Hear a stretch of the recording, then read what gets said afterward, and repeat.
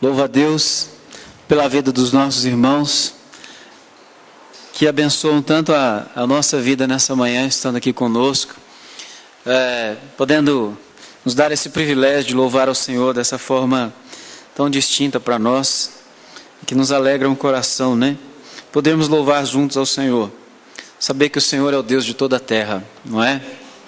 Eu, quando fui ao Peru em 2005, isso é uma coisa maravilhosa da gente fazer uma viagem assim, missionária, você ir a um outro país, é porque a gente está muito acostumado com a nossa cultura e de adorar a Deus na nossa cultura.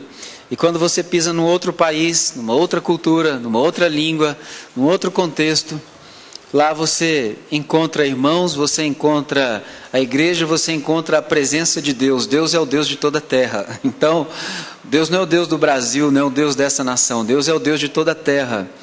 E saber que você tem irmãos amados no mundo inteiro, e alguns que você nem vai conhecer em vida, mas um dia vai estar eternamente com Ele no céu, isso é maravilhoso. Louvo a Deus, agradeço imensamente a vida de cada um dos meus amados nessa manhã aqui. Eu queria fazer uma breve meditação na palavra de Deus nessa manhã com os amados. As crianças podem ir para a sua salinha. Os adolescentes, obrigado, mãe. Os adolescentes também podem ir para a sua sala.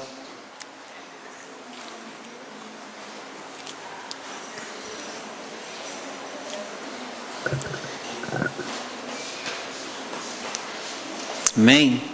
Eu quero convidá-los esta manhã eu vou interromper o nosso estudo. A gente tem estudado Atos aqui, dos apóstolos.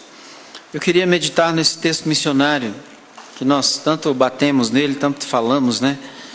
De Mateus 28, capítulo 28, verso 18, ao verso de número 20.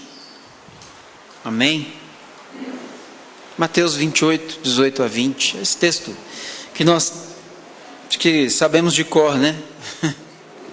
Muitos de nós sabemos de cor. Esperando que Deus nessa manhã uma vez mais tire coisas novas daquilo que aparentemente já é antigo, né? Mas que sempre é renovado em nós. Ô Neto, se você quiser ir fazendo a tradução aqui, pode ficar à vontade.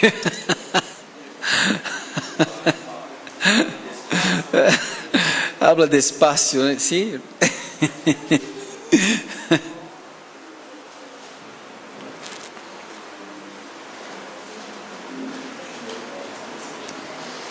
Amém? Todos encontraram? Diz assim a palavra do nosso Deus, que é todo poderoso.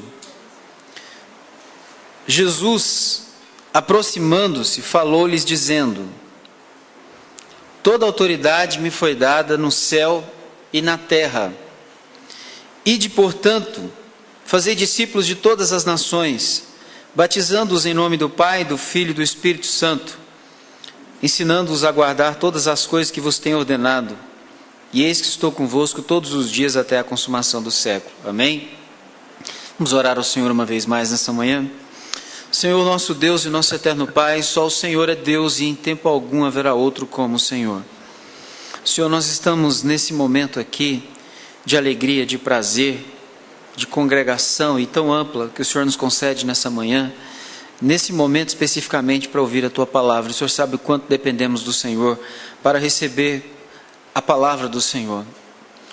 E em nome de Jesus nós oramos clamando que o Senhor nos dê, pela ação do Teu Espírito Santo nessa manhã, para a glória de Jesus, a Tua palavra. Deus amado, em nome de Jesus, fala ao nosso coração. Purifica-nos pela Tua palavra, santifica-nos pela Tua palavra, desafia o nosso coração, confronta o nosso coração, anima o nosso coração, a nossa vida, a nossa alma, para por meio da Tua palavra, Senhor, servirmos ao Senhor fielmente nesse mundo que vivemos nele, manifestando nele a Sua glória, a Sua bondade, o Seu favor, a Sua misericórdia em Cristo Jesus. Se propício à nossa vida, nós Te clamamos nessa manhã em nome do Senhor Jesus. Em nome do Senhor Jesus. Irmãos,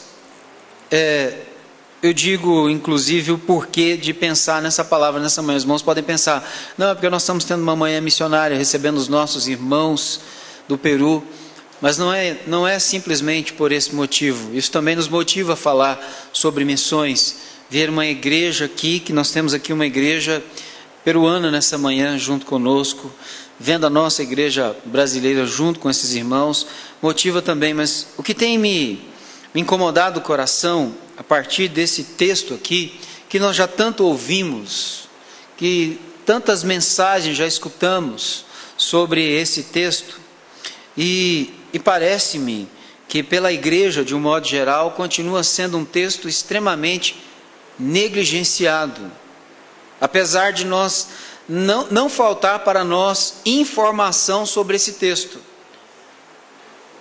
Nós temos muitas informações, e o que me parece é que nós somos muitas vezes como aquele intérprete da lei que chega até Jesus e diz assim: o que ele poderia fazer de bom para herdar a vida eterna? E o que Jesus responde para ele lá em Lucas? Se lembram antes, no texto do bom samaritano? Jesus responde para ele assim, com relação aos mandamentos. Como que ele interpretava? E ele disse: amarás o Senhor teu Deus sobre todas as coisas, né? Ou amarás o Senhor teu Deus de toda a tua alma, de toda a tua força, de todo o teu entendimento, toda a tua vida, e ao próximo como a ti mesmo. Ou seja, Jesus disse: olha, é isso mesmo. Com relação à informação, ele estava absolutamente correto. Com relação ao entendimento do texto, a informação que o texto trazia, ele estava absolutamente correto. Ele só tinha uma deficiência: era a prática do que ele conhecia, porque o Senhor Jesus disse assim para ele: faze isto e viverás. O problema não é conhecimento, o problema não é a informação, o problema não é saber as coisas, o problema é como nós realizamos aquilo que nós conhecemos. Ou se nós realizamos, se nós fazemos aquilo que nós aprendemos, aquilo que nós sabemos, aquilo que nós temos conhecimento, entendimento pela palavra de Deus. Então eu vejo que o problema desse texto não é informação, e eu não espero trazer informação nova nessa manhã. Eu espero que a gente pense nessa manhã a respeito da nossa prática em relação ao texto. É sobre isso que eu queria pensar, e é sobre isso que eu tenho o meu coração sido muito incomodado nesses dias, especialmente depois do domingo de manhã. Nós estivemos na conferência missionária na Batista Central, e o pastor Carlos Queiroz, ele falou sobre exatamente um ponto importante desse texto aqui, embora eu não tenha citado ele, mas ele falou sobre a autoridade. E eu já, naquela semana, já estava pensando muito sobre essa questão de discipulado, e ele veio e deu aquela palavra no domingo de manhã, e aí eu fiquei bem desconcertado a partir do que o texto bíblico nos ensina sobre a autoridade. Nós vimos, quem esteve lá e quem não esteve vai saber, ele fez uma diferenciação muito clara sobre autonomia e autoridade. Autonomia, a gente recebe uma posição de liderança, ou a gente tem uma liderança, e a gente exerce essa liderança ordenando para que as coisas aconteçam. Autoridade não. Autoridade bíblica, especialmente, é a capacitação que nós temos para representar bem a pessoa que nos envia. O conceito é completamente distinto, é completamente diferente. A autoridade não vem da posição. Eu não tenho autoridade porque eu sou pastor. A posição de pastor, a ordenação ao ministério, não confere autoridade a ninguém, a nenhum pastor. O que confere autoridade a um pastor e a qualquer irmão da igreja para desempenhar qualquer função é representar bem o Senhor Jesus Cristo. Então, quando o Senhor Jesus diz: toda a autoridade me foi dada, é fato que no seu ministério terreno, não só agora ele está falando como Cristo ressurreto, mas enquanto ele esteve no seu ministério terreno, enquanto ele esteve pregando, enquanto ele esteve anunciando a palavra de Deus sobre a face dessa terra, ele tinha autoridade. As próprias pessoas reconheceram isso. Olha, ele não fala como os fariseus, ele não fala como os demais, mas ele fala como quem tem autoridade. E por que Jesus tinha toda a autoridade que ele tinha? Porque Jesus sempre disse: eu não faço nenhuma obra que seja minha mesmo, mas aquilo que eu vi meu Pai fazer é exatamente o que eu faço. Eu não tenho obra nenhuma para fazer, mas o Pai realiza as suas obras através de mim. A palavra que eu ouvi na presença do Pai é a palavra que eu prego para vocês. Significa que nós não somos mensageiros sem mensagem própria. Nós não temos uma mensagem que seja nossa invenção, que seja fruto da nossa compreensão humana ou das nossas articulações humanas. Mas a mensagem que temos para pregar é a mensagem que Jesus pregou, que por sua vez, quando pregou porque ouviu na presença do Pai aquilo que deveria falar. Significa que a nossa autoridade vem da representação que nós fazemos do Senhor Jesus Cristo. O quanto Cristo pode ser conhecido através da nossa vida, do nosso exemplo, o quanto Ele pode ser visto em nossa própria vida. Quando Jesus diz que tem toda a autoridade, Ele está querendo também dizer que, baseado nessa autoridade, nós também teremos autoridade. Mas veja bem, Ele disse isso aos discípulos. Capítulo 1 de Atos, verso número 8, texto conhecidíssimo. Mas recebereis poder ao descer sobre vós o Espírito Santo. Primeira coisa, para nós termos autoridade, para nós termos o poder para fazer alguma coisa, é preciso que o Espírito de Deus habite em nós, senão nós não temos autoridade. Para ver que nós não temos nada em nós mesmos, a obra que acontece em nós, acontece pela ação do Espírito Santo em nós. Mas a ação do Espírito Santo em nós vai nos levar ao quê? Veja bem, mas recebereis poder ao descer sobre vós o Espírito Santo e o que acontecerá consequentemente? Vocês serão minhas testemunhas. Significa que eu sou um representante do Senhor Jesus. Mas eu não sou um representante para falar sobre Ele. Eu sou um representante para viver como Ele viveu. Essa é a diferença. Eu não sou um representante de Jesus só para ficar propagando as palavras dEle. Simplesmente para ficar fazendo propagação de mensagens a respeito de Jesus, para falar sobre Jesus, mas esse Jesus que eu falo sobre Ele não pode ser identificado na minha própria vida, Ele não pode ser visto em mim, Ele não pode ser conhecido por mim, ou melhor dizendo, não pode ser conhecido através de mim, através do meu viver, através do meu exemplo, através da maneira como eu vivo o Evangelho. Não existe essa possibilidade.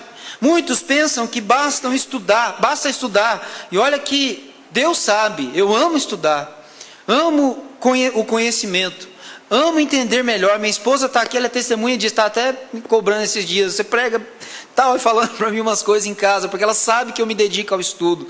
Eu amo estudar, eu gosto de entender as coisas, mas eu sei muito bem que não adianta somente estudar, não adianta somente ter uma capacitação teológica para poder falar as coisas, porque não é necessário somente falar. Acima de tudo, que precisa ser visto na nossa vida é o exemplo de Jesus, é a vida de Jesus fluindo através de nós. Ou seja, se nós estamos dispostos a falar, mas não estamos dispostos a viver, somos como intérprete da lei. Sabemos o que significa, sabemos o que quer dizer, mas nós não praticamos aquilo que sabemos. E esse para mim é o grande problema desse texto aqui. Porque Jesus disse assim, olha, Jesus já havia feito desses homens seus discípulos. Jesus andou com eles durante 3 anos e meio. Jesus esteve com esses homens, eles comeram com Jesus, eles caminharam com Jesus, eles viram os milagres que Jesus realizou, e eles ouviram acima de tudo de Jesus uma mensagem sempre que demonstrava que Jesus era o servo que veio exatamente para fazer isso, para servir, para dar a sua vida, para ofertar a sua vida, para fazer alguma coisa pelo outro. Então, se nós olhamos para essas pessoas que são o exemplo para nós, bíblico, sobre quem nós estamos edificados, a Bíblia diz, a palavra de Deus diz que nós estamos edificados sobre o fundamento dos apóstolos, e o fundamento que os apóstolos nos deu, é um fundamento do serviço ao outro, do prestar serviço ao outro, de viver a vida para a glória de Deus, servindo ao outro. Então esses homens que Jesus está falando para eles aqui, são homens que o Senhor Jesus moldou durante esses 3 anos, para viver segundo Ele. para viver segundo o exemplo que ele deu para eles. E quando nós vamos ler o livro dos Atos dos Apóstolos, que nós estamos estudando aqui na igreja, é exatamente esse exemplo que nós encontramos. O exemplo de homens que estão seguindo ao Senhor Jesus. O exemplo de homens que saem pelo mundo para divulgar a mensagem do Evangelho. Mas homens que não são simplesmente reconhecidos pela sua retórica. Muito pelo contrário, porque muitos deles nem tinham retórica, porque eram pescadores. Nem eram homens falantes. Não eram muito capazes humanamente falando, mas foram homens capacitados na vida com Jesus, no caminhar com Jesus, no discipulado dinâmico com Jesus. Esses homens foram transformados, e depois esses homens foram cheios da presença de Jesus, quando foram cheios do Espírito Santo. E quando saíram para fazer o trabalho do Senhor Jesus, eles eram identificados com Ele mesmo. Tanto que eles sofreram as mesmas coisas que Jesus sofreu. Eles foram perseguidos. Eles foram presos, eles foram açoitados, eles foram humilhados, e foram mortos inclusive, do tanto que eles se pareceram com Jesus, do quanto eles se pareceram e se identificaram no seu viver com o Senhor Jesus. Então o que Jesus está dizendo para eles aqui, eles fizeram. O que Jesus está dizendo para eles aqui que deveria caracterizar a vida deles, de fato caracterizou. De fato pode ser encontrado na vida daqueles homens. Na vida de Pedro, na vida de João, na vida depois do apóstolo Paulo, que foi alcançado depois, e como ele mesmo diz, como que um nascido fora do tempo, mas chamado para ser apóstolo, ele foi identificado da mesma maneira. E homens que gostavam, estava conversando com o Neto agora pela manhã e tem conversado com algumas pessoas sobre isso. Homens que não gostavam de ser identificados como autoridades, mas homens que gostavam de se identificar, de se auto-identificar como servos do Senhor Jesus Cristo. Servos do Senhor Jesus. Eles não amavam a posição, como no nosso país está acontecendo hoje, o amor pelos títulos eclesiásticos, os apóstolos, os superapóstolos, os paipóstolos e os trem, tudo que eles arrumam aí para se autopromover. Esses homens que se pareciam com Jesus, eles não tinham nenhum apego por qualquer título que fosse. O grande apego da alma desses homens, do viver desses homens, era serem identificados como o Senhor Jesus. E assim como o Senhor Jesus disse: eu não vim a esse mundo para ser servido, mas eu vim para servir e dar a minha vida. Eles amavam dizer: servo do Senhor Jesus Cristo. Será que nós como igreja temos esse enorme prazer de ser identificados desse modo? Como alguém que é servo, como alguém que é escravo, como alguém que vive para fazer a vontade do Senhor Jesus, aonde Ele quiser, aonde Ele disser, aonde Ele enviar. Porque essa era para ser a vida desses homens que Jesus está falando com eles aqui. E esses homens servem exatamente de modelo para as nossas vidas. E o que é interessante é que aqui o texto nós temos assim: Jesus aproximando falou-lhes dizendo: toda autoridade me foi dada no céu e na terra. Não há qualquer lugar dessa terra que Jesus não pode estender o dedo assim e dizer: é meu. Ele é Senhor de tudo. E no céu também, Senhor de tudo. E aí o texto diz assim: ide portanto. Na verdade, esse ide, para nós aqui, eu não sei na Bíblia em castelhano, não sei como se escreve, mas em português está escrito ide, no sentido de uma ordem, não é ide, mas no grego, no original, não é ide, não existe esse ide no original, no grego é gerúndio, é indo. Então a leitura correta desse texto é a seguinte: toda autoridade me foi dada no céu e na terra, portanto, indo, a ordem é o quê? Façam discípulos, fazei discípulos. Significa então que ir para a igreja é uma coisa absolutamente natural.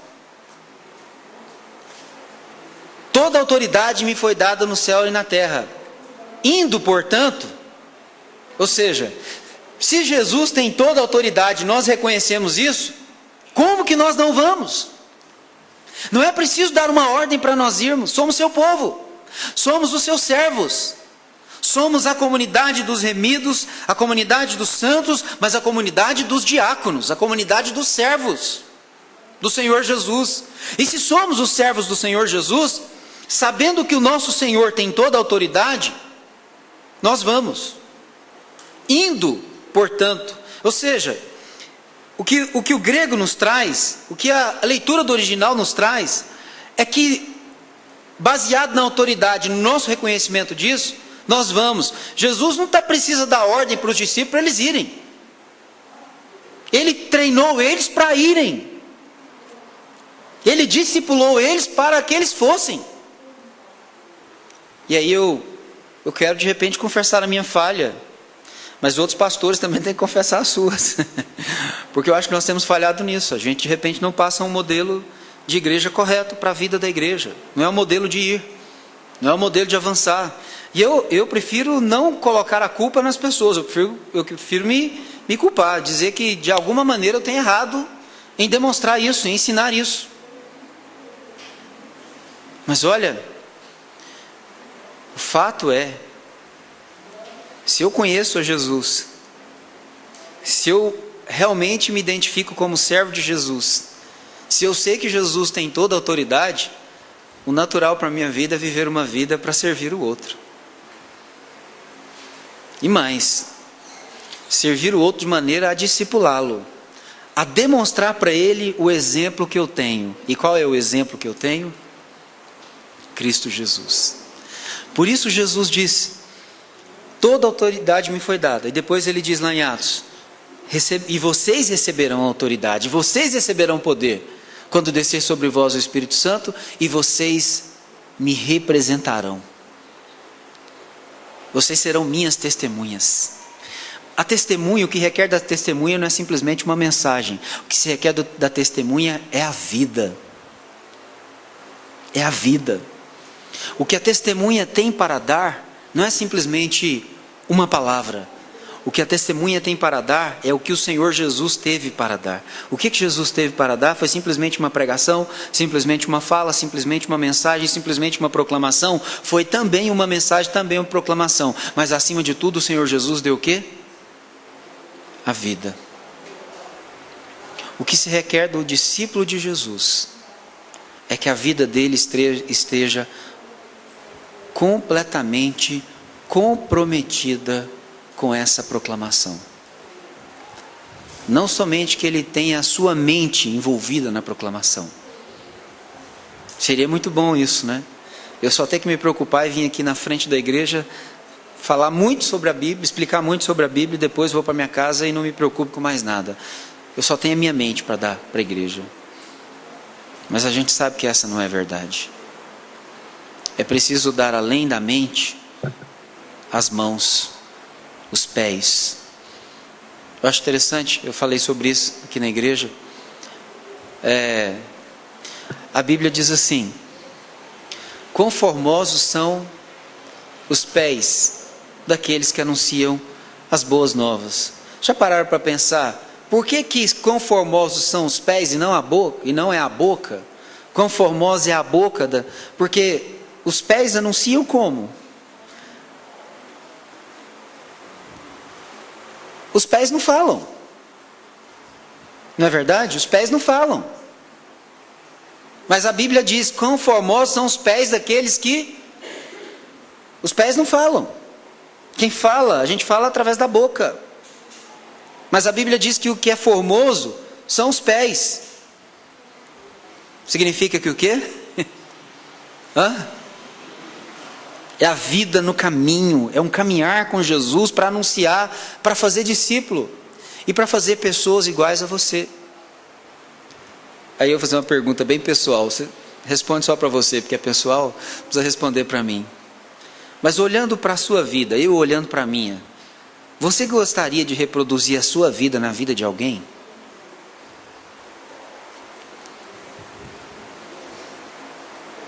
Entende a pergunta? Se você olhasse para você, a sua vida com Deus hoje, a sua vida de discípulo do Senhor Jesus hoje. Você gostaria que essa sua vida de discípulo do Senhor Jesus hoje fosse reproduzida na vida de alguém? Você acha que seria uma boa coisa para ela? Entende isso? Esse é um questionamento que nós temos que fazer. Porque se eu quero fazer um discípulo, logo eu entendo que a minha vida se enquadra. E eu estou oferecendo a minha vida como exemplo para a outra vida, para que seja bom para ela também. Jesus, quando estava fazendo os discípulos dele, ele estava oferecendo a sua própria vida como modelo. E como que Jesus... E eu digo isso porque Jesus realmente fez isso. Especialmente em João, no capítulo 13, quando Jesus chama os seus discípulos, cinge-se com uma toalha, sentem aí, ponham os pés aqui, eu vou lavar os pés de vocês. E aí Pedro, de jeito nenhum, Senhor. O Senhor não vai lavar meu pé de jeito nenhum. Se eu não lavar os seus pés, você não tem parte comigo. Ah, Senhor, então não só os pés. As mãos, a cabeça. Não, quem já se banhou não precisa se lavar, senão os pés, Pedro. Tá bom, mas lava então, Senhor. Eu quero ter parte com o Senhor. Aí depois o que o Senhor Jesus fala? Vocês me chamam o Mestre e o Senhor, e fazem bem, porque eu sou. Mas vejam bem, eu sendo o Mestre e o Senhor, veja que exemplo eu dei para vocês. Veja que atitude eu tenho demonstrado para vocês. Se eu sendo chamado de Mestre e Senhor por vocês, o sou, e fiz essas coisas, logo vocês, o que Jesus diz? Devem lavar os pés uns dos outros. Ou seja, a minha vida tem que ser um exemplo de serviço para o outro, de humildade, de quebrantamento, de disposição a fazer alguma coisa para abençoar a vida do outro, especialmente quando eu identifico a carência e a necessidade na vida dele. Então, o Senhor Jesus diz, e isso tem me feito pensar, isso tem me feito estudar um pouquinho mais nesses dias, e eu tive olhando essa palavra discípulo, fazendo uma exegese da palavra. Ainda não concluí a exegese, depois eu volto a falar sobre isso com a igreja. Mas, analisando exegeticamente a palavra, olha, é uma identificação plena com a pessoa que nos envia. Ou seja, fazer discípulo, ou ser discípulo, ou vamos por parte. Fazer discípulo se requer de nós uma premissa básica. Qual? Ser discípulo. Porque se eu não sou discípulo, eu vou fazer o quê?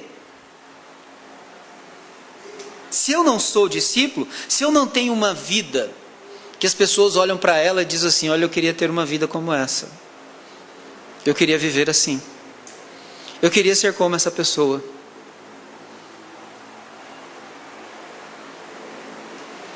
Entende? Olha, eu queria ser como essa pessoa. E aí, há várias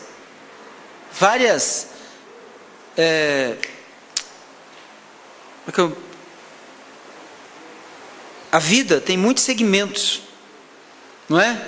Tem muitas áreas da vida.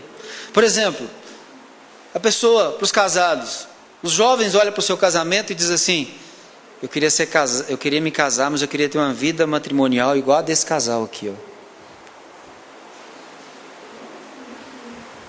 Entende? Olha, eu quero ter filhos, mas eu quero ser pai igual esse pai aqui. Eu quero ter filhos, mas eu quero ser mãe igual essa mãe aqui que eu vejo. Os que almejam o ministério, eu quero ser pastor, mas eu quero ser pastor igual esse pastor aqui.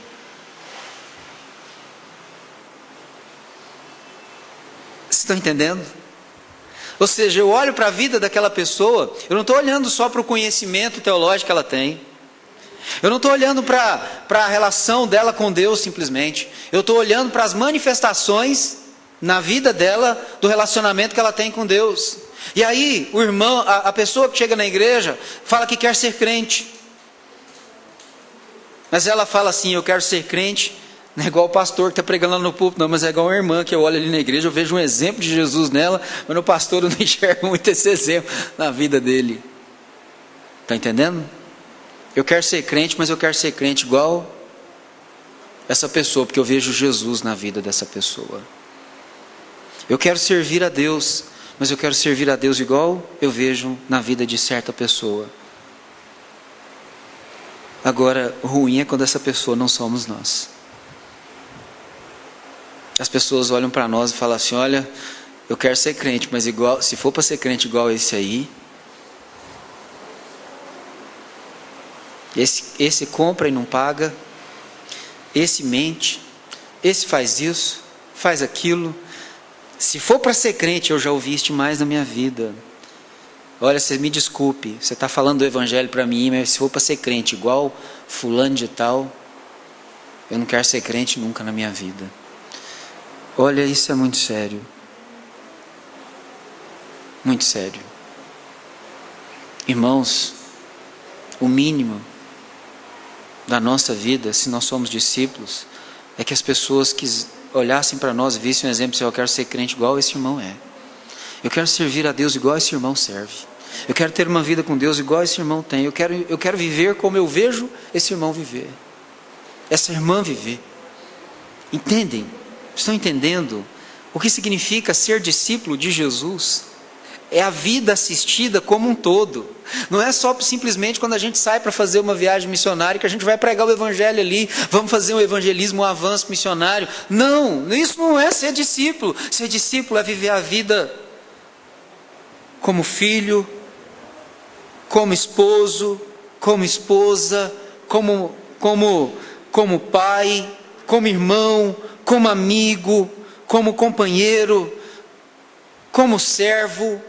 É viver uma vida na sua totalidade, em todos os segmentos dela, e tudo aquilo que nos envolve na vida. Jesus não foi casado, mas tivesse sido a mulher dele, teria sido a mulher mais feliz do mundo. Porque a sua igreja, quando o conhece de fato, e a sua igreja é a sua noiva, é o povo mais feliz da terra. É ou não é verdade? Eu estou falando alguma besteira aqui nessa manhã? A igreja do Senhor Jesus é o povo mais feliz da terra. É o povo que mesmo quando está morrendo, martirizado, morre feliz porque sabe que está indo encontrar com Ele. Significa que o ama. Significa que sente o quanto é amada por Ele. Não é verdade? Por isso que eu digo, ele não foi casado, mas ele tem uma noiva, e somos nós, a sua igreja. E nosso prazer e nossa alegria está todo nele. Tudo nele. Olho para a igreja e vejo isso. Agora, irmãos, veja bem, o Senhor Jesus, e eu quero ir até aqui nessa manhã, de fato. Falei que ia ser uma breve meditação. Porque, para passar daqui, nós temos que ter consciência de que até aqui a coisa está indo bem. Porque depois é batizando-os em nome do Pai, do Filho e do Espírito Santo, ensinando-os a guardar todas as coisas que vos tenho ordenado. O que nos habilita para fazer essas outras coisas é o discipulado. É o discipulado, é o ser discípulo e o funcionar na vida como discípulo. Mas o que eu gostaria nessa manhã, acima de tudo, é que nós saíssemos daqui com o entendimento de que ser discípulo é viver uma vida em todas as áreas dela para a glória de Deus. Em todas as áreas, tendo em vista a glória de Deus. Em cada relacionamento. Em cada relacionamento, e especialmente aí, em cada relacionamento, mas também em cada atividade, sendo honestos, sendo íntegros, sendo retos, e reconhecidos assim, como pessoas íntegras, como pessoas retas, como pessoas tementes a Deus, como pessoas que representam bem o Senhor Jesus. Como eu disse, eu não terminei o meu estudo, ainda vou voltar a falar sobre isso com a igreja. Mas quando a gente olha a vida do Senhor Jesus, é de uma integridade absurda, impressionante. A relação dele com todas as esferas da vida, com os carentes, com os necessitados, com os religiosos, com as estruturas políticas, com tudo, sempre fiel a Deus, sempre fiel à vocação divina, a vocação do Pai à sua vida, sempre seguindo o plano de Deus, sempre seguindo o propósito de Deus, sempre se enquadrando na vontade de Deus, ao ponto de dizer que a sua comida era fazer a vontade daquele que o enviou. Já que chegamos a esse ponto da nossa vida, já que nós temos entendimento que esse é o objetivo, é o alvo da nossa vida, chegar nesse ponto de que a nossa vida existe para realizar a vontade de Deus, eu creio que nesse aspecto o apóstolo Paulo nos ajuda muito. Ele demonstra que esse é o propósito da nossa vida. Romanos capítulo 12, verso 1 e 2, outro texto muito conhecido. Rogo-vos, irmãos, pelas misericórdias de Deus, que apresenteis os vossos corpos, a nossa vida, não é? O que Paulo está falando de quê? Veja se Paulo não está falando da vida do discípulo, não é? Olha, ele está falando da igreja, entendendo que ele está falando da comunidade dos discípulos, que vocês apresentem os vossos corpos por sacrifício vivo, santo e agradável a Deus, que é a adoração de vocês, o culto racional, inteligente de vocês. Não se conformem com esse presente século, mas transformem-se pela renovação da mente de vocês. Para quê? Ele diz tudo isso para um propósito. Para o quê? Para que experimenteis qual seja a boa, agradável e perfeita vontade de Deus. Qual é o objetivo do discípulo? Conhecer a vontade de Deus para a sua vida. Conhecer a vontade de Deus para a sua vida. Veja bem, aqui está diante de mim e eu junto dela, uma comunidade de discípulos. Se não é na íntegra, pelo menos o ideal, o alvo é esse, é o que devemos ser, uma comunidade dos discípulos. E nessa comunidade dos discípulos aqui, para cada um de vocês, ou para cada um de nós, para não dizer que eu estou fora, para cada um de nós, Deus tem uma vontade específica para a vida de cada um de nós. E de alguma maneira, eu e você somos úteis para o seu reino, para esse discipular. Eu e você temos utilidade. Eu e você somos alguém que a nossa vida está sendo assistida todos os dias.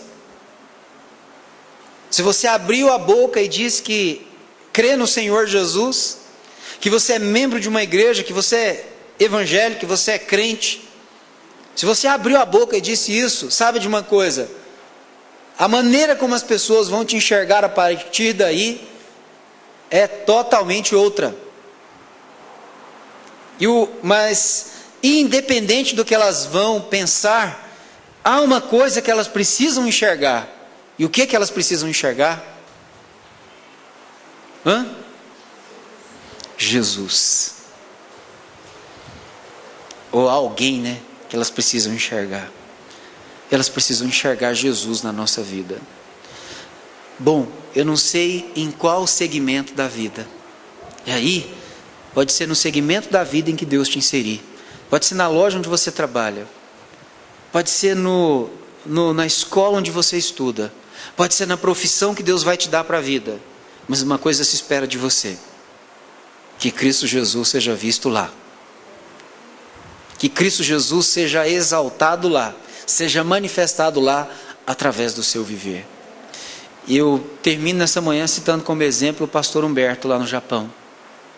que foi pregar o evangelho no Japão, sem ter essa possibilidade maravilhosa que eu tenho aqui de manhã. E que eu tenho saindo dessa porta aqui, posso falar de Jesus para quem eu quiser. Ele não.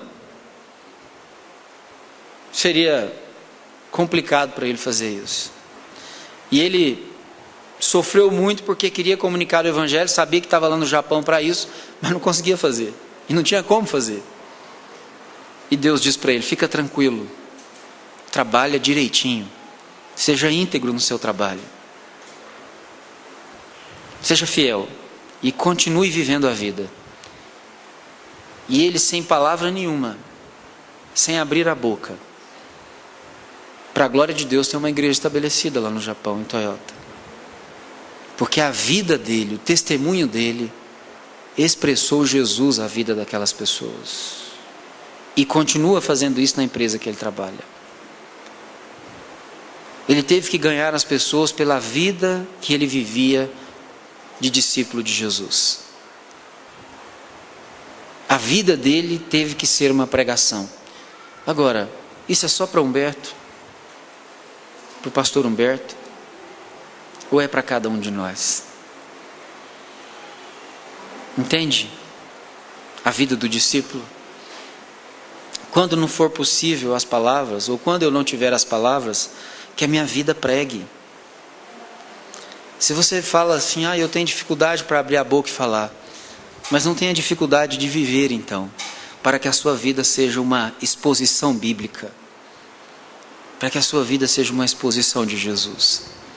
Eu oro para que Deus faça isso com a vida de cada um de nós, para que nós sejamos de fato e de verdade uma comunidade dos discípulos, dos seguidores de Jesus, daqueles que amam aquele a quem seguem no caminho, e ele seja glorificado e conhecido através das nossas vidas para a sua glória. Amém? Vamos orar e pensar a nossa vida nessa manhã. Vamos pensar um pouco mais a nossa vida de discípulo nessa manhã.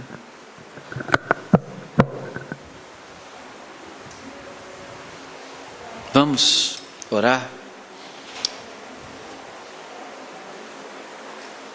Senhor, nosso Deus e nosso eterno Pai, só o Senhor é Deus e em tempo algum haverá outro como o Senhor. Bendito seja o teu nome. Exaltado seja o Senhor Deus de toda glória. Nós somos muito gratos ao Senhor nessa manhã, por essa manhã tão especial que o Senhor nos deu na tua presença, nos permitindo diante da tua presença receber para a sua glória os nossos irmãos aqui, e juntos aqui nesse momento podermos meditar na tua palavra. Senhor, obrigado pela tua palavra. Obrigado porque nós precisamos muito mais de ouvir e de aprender do Senhor, e de que a nossa vida seja disposta na tua presença para viver para a tua glória. Nós clamamos ao Senhor que o teu favor se renove sobre a nossa vida. Abra os nossos olhos, Senhor. Senhor, e a maneira, o modo como eu peço ao Senhor que o Senhor abra os nossos olhos nessa manhã, não é para que nós enxerguemos de forma mais profunda as verdades da tua palavra. O Senhor já tem feito isso. Eu quero que o Senhor abra os nossos olhos para que a gente possa enxergar a nossa própria vida nessa manhã. O Senhor nos ajuda a, por meio do conhecimento da tua palavra, enxergar a nossa própria vida. O Senhor ajuda-nos a nos enxergar como nós temos vivido nos lugares da vida onde nós estamos inseridos, onde nós temos militado, onde nós temos trabalhado, onde nós temos estudado, onde nós temos servido de alguma maneira. Senhor, dá-nos a graça de enxergar a nossa vida e perceber se essa nossa vida tem sido vivida verdadeiramente para a tua glória. Senhor, e se nós identificarmos, ou se o Senhor identificar em nós algum caminho mau, Senhor, corrija-o para a tua glória. Como salmista, nós oramos nessa manhã: vê se há em nós algum caminho mau, alguma coisa espúria, alguma coisa fora da tua vontade, fora dos teus propósitos, fora dos teus desígnios. Senhor, nós não queremos viver assim, nós queremos representar bem aquele que nos enviou, o Senhor Jesus. Nós queremos ser identificados com Ele. Nós queremos viver para a sua glória. Se propício à nossa vida nessa manhã. Ajuda-nos diante da tua presença. Derrama sobre a nossa vida a sua graça maravilhosa. Enche-nos do teu Espírito Santo, enche-nos do teu poder, capacita-nos, ó Pai. E usa-nos para a tua glória, Senhor. Para que o Evangelho da graça do Senhor seja comunicado de forma eficiente, especialmente através da nossa vida. Nós te clamamos nessa manhã no nome de Jesus. Te pedimos também que o Senhor nos leve em paz aos nossos lares, desfrutando da mesma graça e paz que o Senhor nos deu, o privilégio de desfrutar aqui na tua presença juntamente com o teu povo. Traga-nos de volta à tua casa para continuarmos adorando o teu nome, Senhor, nessa noite diante da tua presença, em nome de Jesus. Em nome de Jesus. Deus abençoe os irmãos, vão em paz em Cristo Jesus, e mais uma vez, Deus abençoe a vida dos nossos irmãos.